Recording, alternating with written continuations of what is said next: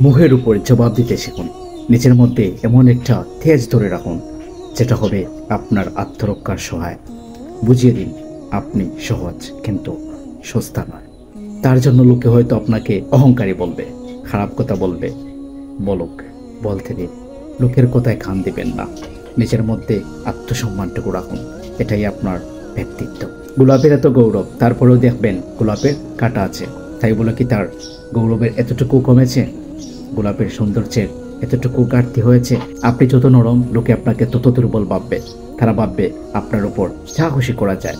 যেখানে আপনি শক্ত, সেখানে লোক আপনার ভক্ত। সাপুরে খেলা দেখায় বিষাক্ত সাপ দিয়ে। যে সাপ যত বেশি বিষাক্ত, সে সাপের খদর তত বেশি। বিষাক্তহীন সাপের কোনো খদর করে না। দেখবেন দুর্বল লোকের উপর সবচেয়ে বেশি অত্যাচার হয়। নিজের মধ্যে তেজটা এমনভাবে তৈরি করুন, যেমন পাথরে আঘাত করলে যতটা না পাথরের লাগে, তার চেয়ে বেশি লাগে নিজের।